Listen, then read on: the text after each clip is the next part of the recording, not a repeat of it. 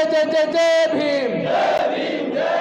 बौद्ध धम्म की क्या पहचान, बौद्ध धम्म की क्या पहचान, बौद्ध धम्म की क्या पहचान।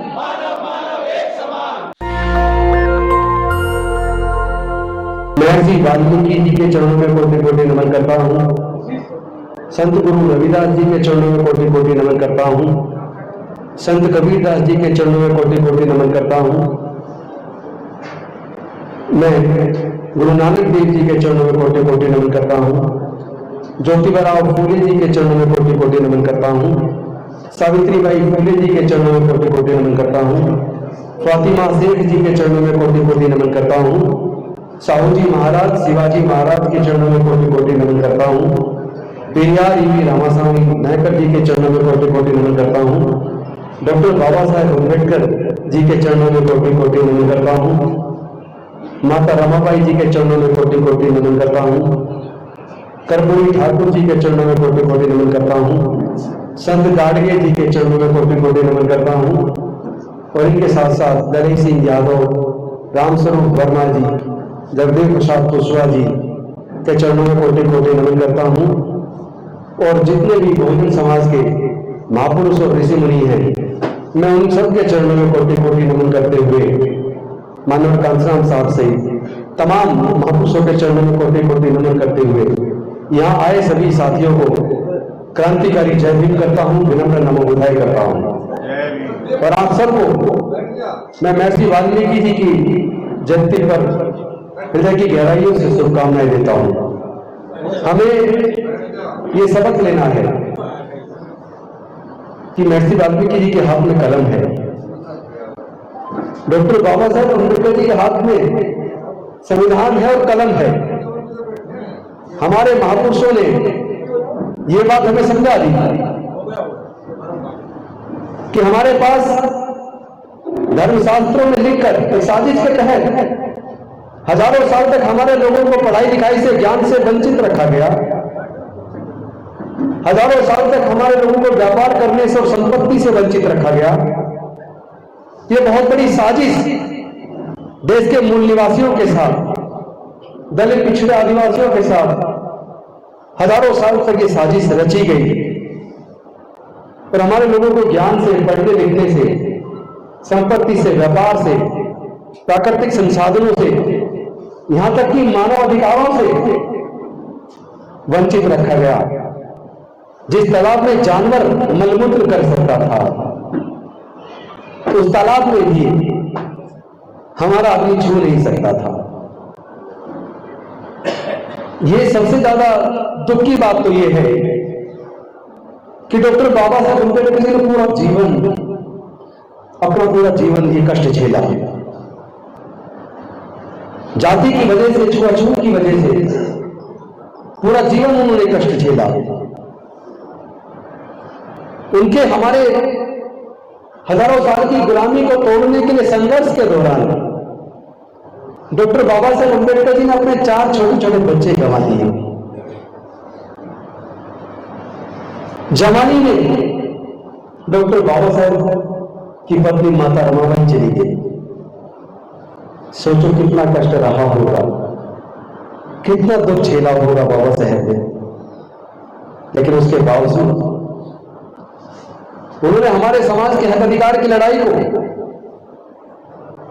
भारत के शूद्रों, अछूतों, आदिवासियों के हक और अधिकार की लड़ाई को, अति पिछड़े वर्ग के हक अधिकार की लड़ाई को लड़ने के लिए, उनको मानवता का दर्जा दिलाने के लिए, उनको सारे हक और अधिकार दिलाने के लिए उन्होंने अपना पूरा जीवन हमारे लिए जला दिया। मैं आपसे पूछना चाहता हूं, क्या डॉक्टर बाबा साहेब अम्बेडकर की कुर्बानी बेकार जानी चाहिए? नहीं। हम लोग गद्दार नहीं हैं। हम लोग डॉक्टर बाबा साहेब अम्बेडकर के सपनों को पूरा करेंगे। दुख इसलिए ज्यादा है, तब भी जातिगत उत्पीड़न था और आज भी जातिगत उत्पीड़न है। हमारे समाज का व्यक्ति सर्वोच्च न्यायालय का मुख्य न्यायाधीश बनता है तो कहते हैं दलित मुख्य न्यायाधीश, राष्ट्रपति बनता है तो कहते हैं दलित राष्ट्रपति, मुख्यमंत्री बनता है तो कहते हैं दलित मुख्यमंत्री। इसका मतलब आप में हिंदू कहां मानते हैं? हमारे समाज के लोग मंदिर जाते हैं तो मंदिर घुसने पर उनकी हत्या कर दी जाती है। भगवान की मूर्ति छू लेते हैं तो मूर्ति छूने पर हत्या कर दी जाती है। मूंछ रखने पर हत्या कर दी जाती है। घोड़ा खरीदने पर हत्या कर दी जाती है। घड़ा छूने पर हत्या कर दी जाती है। और इससे भी ज्यादा शर्मनाक बात तो यह है कि हमारे समाज के लोग, मतलब आम आदमी को छोड़िए, देश के राष्ट्रपति के तौर पर रामनाथ कोविंद जी जगन्नाथपुरी के मंदिर गए तो उनको मंदिर में घुसने नहीं दिया। अगर एक देश के राष्ट्रपति को मंदिर में नहीं घुसने दिया तो क्या आप राष्ट्रपति रामनाथ कोविंद जी को हिंदू नहीं मानते?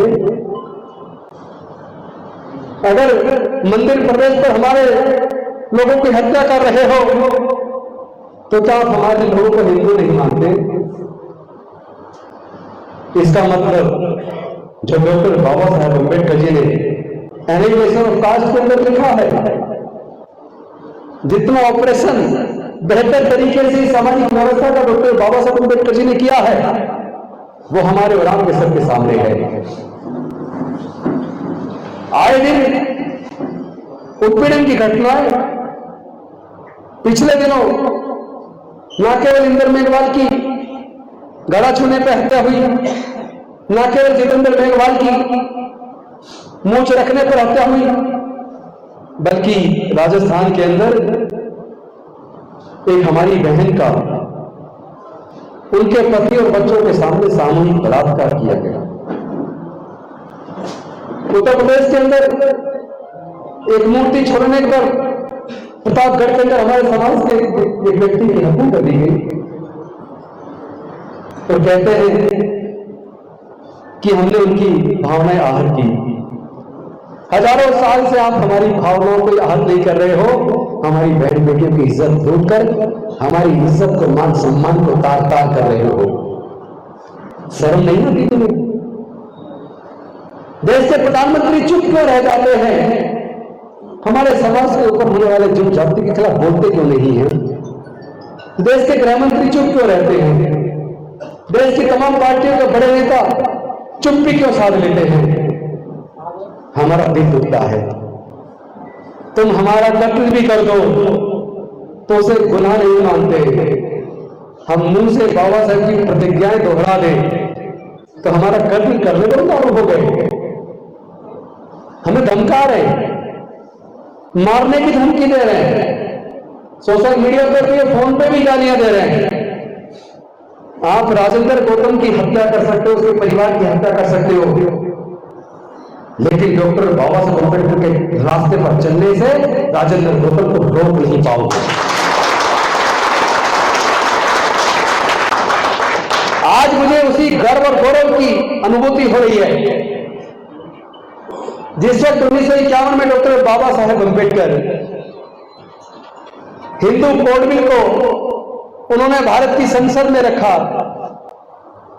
पूरे भारत की संसद के सदस्य डॉक्टर बाबा साहेब अम्बेडकर के खिलाफ हो गए।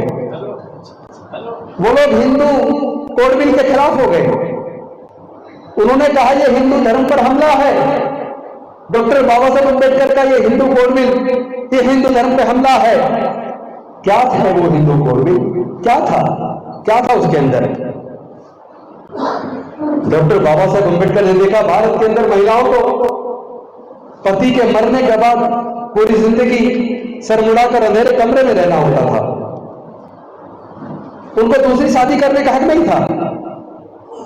पुरुष चाहे 10 शादी कर ले, लेकिन महिला अगर जवानी में भी विधवा हो जाए तो उसको शादी करने का हक नहीं था। सर मुड़ाकर पूरी जिंदगी अंधेरे कमरे में गुजारना होता था। तमाम हिंदू महिलाओं का, किसी एक जाति की बात नहीं कर रहा हूं, पति अगर छोड़ दे, गुजारा भत्ता लेने का हक नहीं था। पति कितना ही जालिम और क्रूर क्यों ना हो, हिंदू महिलाओं को तलाक लेने का हक नहीं था। अगर उनको बच्चे पैदा नहीं होते, बच्चे गोद लेने का हक नहीं था। पति और पिता की संपत्ति में हक नहीं था। Doctor Baba Saheb Ambedkar Hindu code bill के माध्यम से हिंदू महिलाओं को पुरुषों के समान अधिकार दिलाना चाहते थे। पति की मृत्यु के बाद महिलाओं को दूसरी शादी करने का हक दिलाना चाहते थे। पति अगर जालिम और क्रूर है, मारता पीटता उत्पीड़न करता है, तो भारत की हिंदू महिलाओं को तलाक लेने का हक दिलाना चाहते थे। पति अगर पत्नी और बच्चों को छोड़ दे तो बच्चों के लिए और पत्नी को अपने लिए गुजारा भत्ता दिलाना चाहते थे। भारत की हिंदू महिलाओं को डॉक्टर बाबा साहेब अम्बेडकर पति और पिता की संपत्ति में हक दिलाना चाहते थे। लेकिन पूरी की पूरी संसद हिंदू कोड बिल के खिलाफ हो गई और डॉक्टर बाबा साहेब अम्बेडकर ने सोचा अगर मैं भारत की महिलाओं को उनके हक और अधिकार नहीं दिलवा पाया तो लानत है फिर मेरे मंत्री बने रहने पर। उन्होंने कानून मंत्री के पद से ठोकर मार दी। जब मेरे से पूछ रहे हैं क्या आपने इस्तीफा क्यों दिया, आपको कैसा लग रहा है, तो मैं बिल्कुल उनको ये साफ कर देना चाहता हूं, जिस गौरव की अनुभूति हिंदू कोड बिल को भारत की संसद में गिर जाने के बाद डॉक्टर बाबा साहेब अम्बेडकर को त्यागपत्र कानून मंत्री के पद से त्यागपत्र देने पर जिस गौरव की अनुभूति हो रही थी, वही अनुभूति आज इस मंत्री के तौर पर लगी बेड़ियों से मुक्त होने के बाद मुझे हो रही है।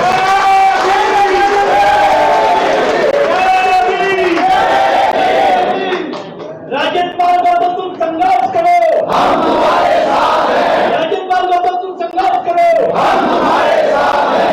जय जय जय जय भीम, जय भीम जय भीम।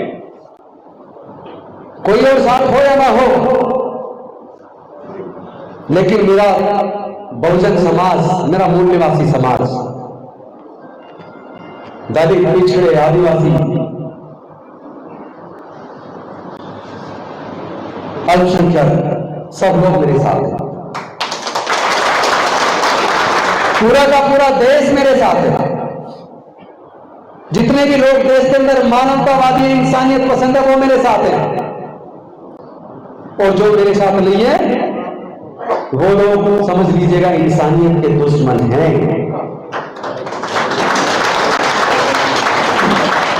मेरे समाज को तय करना है, खुद देखना है कौन लोग हैं जो न्याय के साथ हैं और कौन लोग हैं जो अन्याय के साथ हैं। मेरे समाज को तय करना है कि हमारी समाज के ऊपर जुल्म जाति जब होती है, हमारी बहन बेटियों की इज्जत लूट कर हत्या होती है, हमारे भाइयों का जब कत्ल किया जाता है, तो हमारी न्याय की लड़ाई को कौन लोग उठाते हैं और कौन कौन लोग चुप्पी साध लेते हैं। वो कौन नेता है देश के, चाहे वो देश के प्रधानमंत्री हो, चाहे गृह मंत्री या कोई और नेता हो, किसी भी पार्टी के नेता हो, जो लोग हमारे समाज के ऊपर होने वाले जुल्म जाति के खिलाफ चुप्पी साध लेते हैं, वो भारत के भी दुश्मन हैं, मानवता के भी दुश्मन हैं और वो डॉक्टर बाबा साहेब अम्बेडकर से नफरत करते हैं। मैं ऐसे लोगों से पूछना चाहता हूं, तुम अनुसूचित जाति, जनजाति, अति पिछड़ा वर्ग के लोगों से, अल्पसंख्यक लोगों से इतनी नफरत क्यों करते हो? तुम डॉक्टर बाबा साहेब अम्बेडकर से, तथागत बुद्ध से इतनी नफरत क्यों करते हो? अरे जुल्म जुल्म होता है, हत्या हत्या होती है, रेप रेप होता है। रेप किसका हुआ, हत्या किसकी हुई? अगर उसकी जाति और धर्म देखकर आप आवाज उठाओगे तो आप देश के और इंसानियत के दुश्मन हैं, आप भारत के संविधान के विरुद्ध हैं। मैं डॉक्टर बाबा साहेब अम्बेडकर का सच्चा सिपाही हूं। उन धमकी देने वाले लोगों को मैं साफ कर देना चाहता हूं, मैं डरने वाला नहीं हूं। मैं डॉक्टर बाबा साहेब अम्बेडकर का कट्टर सिपाही हूं, मिशन जय भीम का एक ईमानदार कार्यकर्ता हूं। बुद्ध के धम्म में मेरी प्रगाढ़ आस्था है। या तो भारत की सरकार, तमाम राज्य सरकारें एक लक्ष्य तय कर लें जब तक भारत से वो छुआछूत को दूर नहीं कर देते, जब तक वो जातिवाद से भारत को मुक्त नहीं कर देते, जब तक वो भारत में रहने वाले सभी धर्मों के लोगों को, सभी जाति के लोगों को समान रूप से, संवैधानिक दृष्टि से नहीं बल्कि व्यावहारिक दृष्टि से भी समान आचरण ना करें, तब तक अब हम अपने लोगों के हक और अधिकार के लड़ेंगे। हम शांत बैठने वाले नहीं हैं।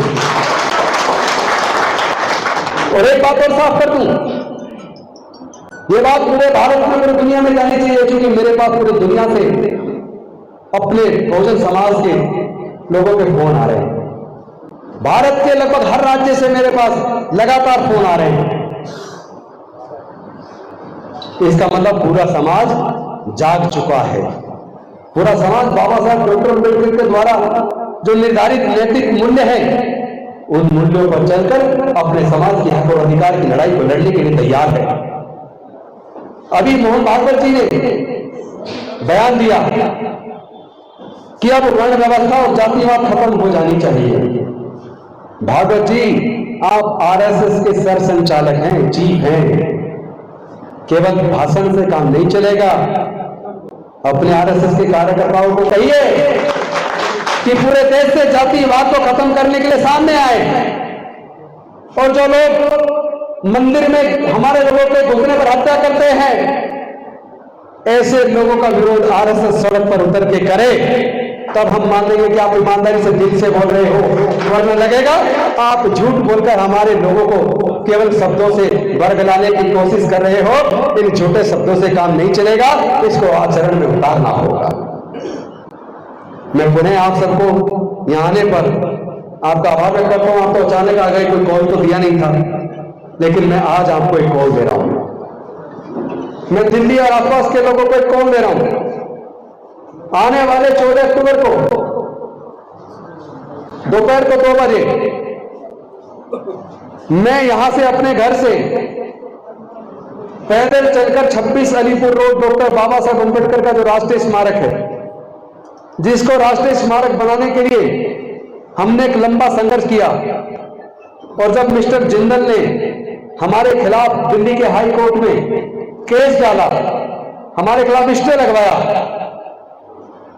तो डॉक्टर अंबेडकर विचार केंद्र और समता सैनिक दल दोनों को पार्टी बनाया।